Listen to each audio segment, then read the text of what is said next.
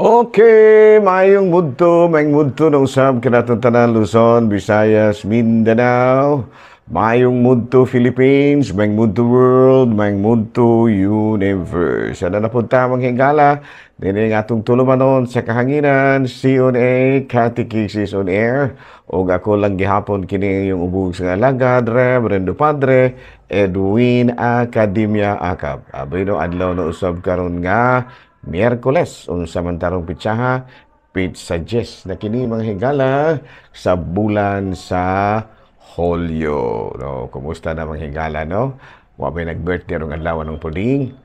Buto kay pader mo tang ko kabantay na nag-birthday sa mga pare. Mao ba? No, basig manaha nga makaingon niya sila nga wala ko nitanaw sa kini gitawag nga kalendaryo. Mao pa wala ba siguro? Very good. Ikaw, Mr. Cheng, ba kayo nailhan karon nga nag-birthday? Ito nag-father, no? Wala ko kabante kay Paul, wala ko kabante kay ba? Very good, very good. Nalano, may mundo na ka na itong tanan, maghingala, na hinaon kita nga na kamong tanan sa kapiskay sa panglawas na ining kamuntuhon. Abay no, ato di ay ating bayaon o may mundo ang atong talahorong obispo, Bishop Julito B. Cortez, ang atong station manager, si Father Ramaata, o ang tanan gyud nato nga mga kaparian lukop Kabisayan ug Mindanao ilabi na gayon ang mga miyembro sa ato ang Diocese of Dumaguete, and Siquijor Islands. In IR kingala, no? Ako dili ko miingon iyan na NSR. Ayan, no? Negros Siquijor Region. Niya ako ang tao. Di ko NIR kay kung miingon tang NIR, Negros Island ra gyud na. May paitawag NSR, no? Negros Siquijor Region. Ayan. Pero meron may gala, taga NSR, Region 18. Region 18, NSR, Negros Siquijor Region. No, may munto na mahingala, naghinaot kita nga ana ang kabungtanan sa kapiskays panglawas ni ining kamuntuhon. Walay ubo, walay hilanat, walay sipon, walay panuhot, walay problema sa tiyan, ana, pero naginhawa pa. Ang problema mahingala wala na magginhawa. Ayan, no? Dala, no? Aray kita mahingala sa atong Saint of the Day. Boy, no, ang atong Saint of the Day karon bisan og wine nangutana. Na mahingala pamulungon ni Brad Jones Manabar ang atong oras bisag wine nangutana. Ang ato apod, ang ato karong Saint of the Day bisag wine nangutana. Murag na ba ya? Murag na. Murag na abay nang utana o kusari atong kinsari atong Saint of the Day, di ba, nung tulding. Ay tinuod pa din na si mga utana. Padahal kada may nagdebosyon o sabi sa ito ang mga kaigsuunad nga kada adlaw yun ang utana o siya pizza o kinsa ang santo karon. Bita, no? Bino ang atong Saint of the Day karon, no? July 9. July 9 ba? Dili. July 10. July 10, ato karon nga santo mao si Saint Veronica Giuliani. Santa Veronica Giuliani. Okay na taga kuan kini siya. Taga Mercatelli, Italy. Unya sa nagpangidaron siya og 17 anyos, nagpamembro kini siya sa Poor Clares, unya directed by the Capuchins. Unya matud pa nahibo siyang novice mistress and then elected abbots, devoted to the Holy Eucharist and Sacred Heart of Jesus. Unya naa po siya stigmata. Unya canonized in 1839.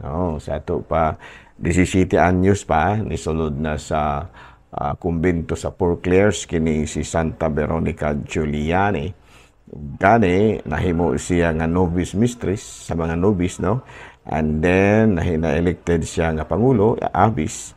Unya do na siya hugot nga pagdebosyon sa Santos nga Eucharistia o sa Sagrado Corazon de Jesus. O gani nakabaton usab siya og stigmata, no? Niya nakuan kini siya na canonized in 1839. So karong adlaw mahigala, gihinumduman nato ang lain na pong patron sa Katolikong simbahan nga mao si Santa Veronica Giuliani. Ari na ta mahigala sa atua nga CP News, Balitang Simbahan, ining kabuntuhon. Walay tao nga gusto og gyera no matud pa ni Bishop Pablo Virgilio David. Mao kini ang nahimong pamahayag kaniya human nga gipangutana siya kung unsa iyang ikasulti kabahin sa West Philippine Sea nga kagubot. Balita mga higalay sa Vatican, Pope Francis gikasubo og dako ang padayon karong kagubot dito sa Ukraine ug Gaza. O ganito manghigala mga balitang simbahan ini kabuntuhon ug ari kita manghigala sa ato ang kining catechesis, no? Catechism nato.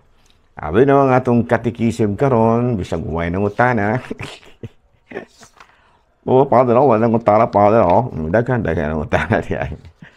Kabahin sa kuan siya kanang kauban ni sa topic nato kagahapon o kagahapon. Lighting of candles, no, ang pagdagkot sa mga kandila niya na kuang kini siya na kauban kini siya nga tradition panahon sa man November 1 and 2. Ayan, no. Ang topic kabahin kini sa pagbutang ug mga bulak sa lubnganan sa atong mga mahal sa kinabuhi. Placing flowers in the graves of our loved one. Ayan, no.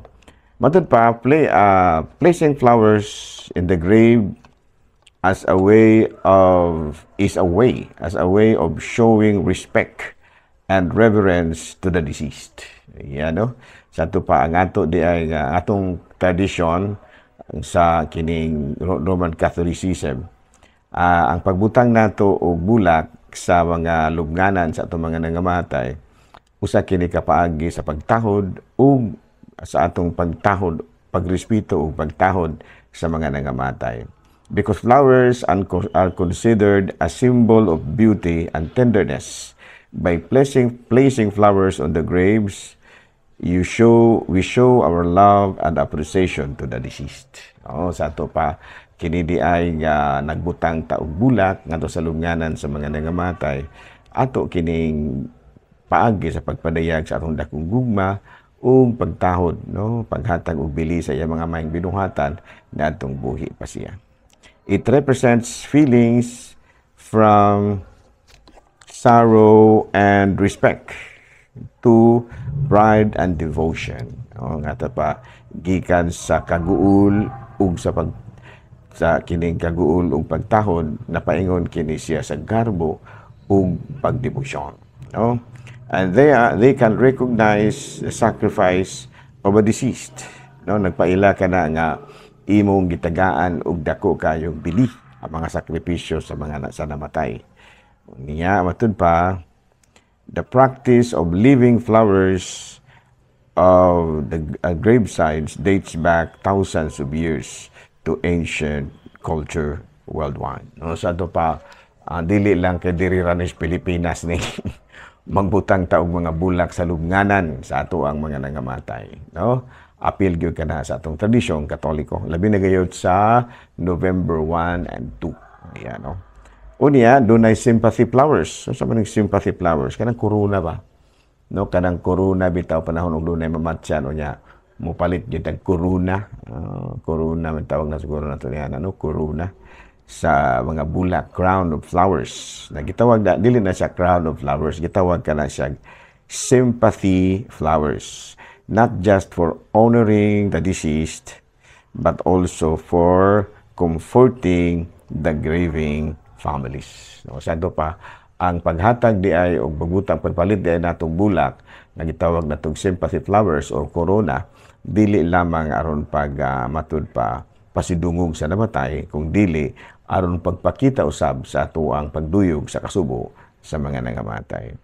It provides solace and a sense of support during a difficult time. Sa ato pa kining ato di ay kita mga Katoliko sa atong paghatag butang no pagdala og kining gitawag nato og corona sa mga bulak ngadto sa nangamatay, nagpasabot ka na nga gikuan nato giduyugan, no, gisuportaran nato ang pamilya diyan ang panahon sa kalisdanan.